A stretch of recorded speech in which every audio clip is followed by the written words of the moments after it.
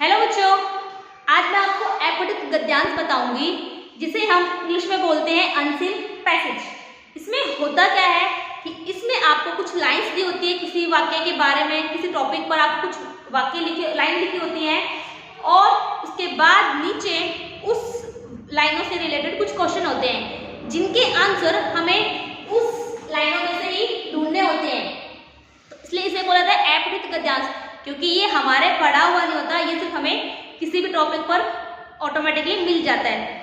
तो यहाँ पर देखिए आप, यहाँ पर यहाँ से लेकर यहाँ तक कुछ लाइनें लिखी हुई हैं जिसे हम अपठित गद्यांश ही बोलेंगे। उसके बाद नंबर 1, 2, 3, 4 ये चारों इसके क्वेश्चन है जिसके आंसर हमें ढूंढने हैं और उनके लिए हमें कुछ नहीं सोचना, कुछ नहीं करना, उनके आंसर हमें इसमें से ही मिलेंगे। चलिए शुरू करते हैं। पहले आपको जो पैसेज है वो आपको रीड करना पड़ेगा। जैसे मैं क्या करता हूँ, मैं हाथों से काम करता हूँ, मैं पाँव से चलता हूँ, मैं आंखों से देखता हूँ, मैं कानों से सुनता हूँ, मैं दांतों से चबाता हूँ, मैं नाक से सूंघता हूँ, मैं जीभ से चखता हूँ, मेरी आंखें, कान, हाथ, पाँव दो है, मुंह, नाक, जीभ एक है, मेरे दांत बहुत से हैं। यानी कि ये एक तरीके से हमें हमारे बारे में बताया गया, हमारे पार्ट्स ऑफ बॉडी के बारे में, यानी हमारे शरीर के अंगों के बारे में बताया गया कि हमारा शरीर क्या करते हैं। दांत चबाने का काम करता है, आंखें देखने का, नाक सूंघने का, कान सुनने का, और हमारे आंखें दो होती है, हाथ दो होती है, जीभ एक होता है, नाक एक होता है। तो इस तरीके से कुछ लिखा हुआ है। तो अब इनके क्वेश्चन पढ़ते हैं। सबसे पहला क्वेश्चन, आप जीभ से क्या करते हैं? वैसे आपको पता है पर आपको आंसर इसी में से ढूंढना है, तो चलो ढूंढते हैं। सबसे पहले क्या लिखा है कि जीभ से, तो ढूंढिए इसमें जीभ के बारे में। कहाँ लिखा हुआ है? मैं जीभ से चखता हूँ। तो इसका जो आंसर होगा फर्स्ट का वो यही होगा कि मैं जीभ से चखता हूँ। तो लिखते हैं मैं जीभ से चखता हूँ। तो इस तरीके से हमें यहाँ पर ना तो कोई क्वेश्चन के आंसर याद करने होते हैं ना कुछ करना, बस अपने पैसेज में से उन्हें ढूंढना होता है। सेकंड करते हैं, मैं नाक से क्या करता हूँ? इसका आंसर ढूंढो कि वो नाक से क्या करता है।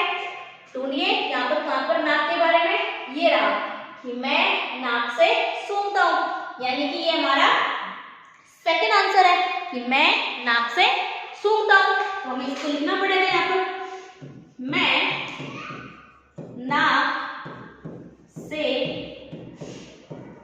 सूंघता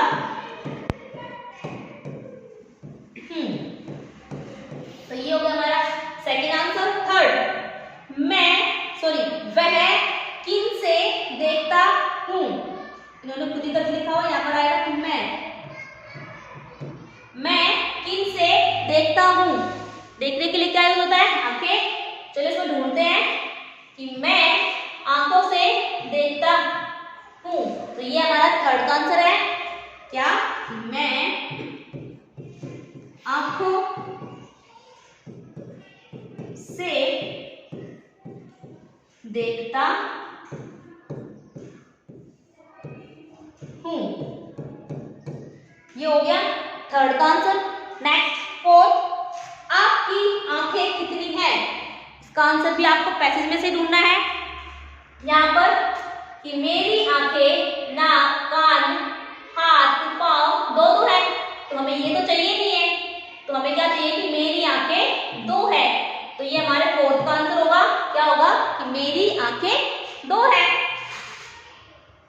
मेरी आंखें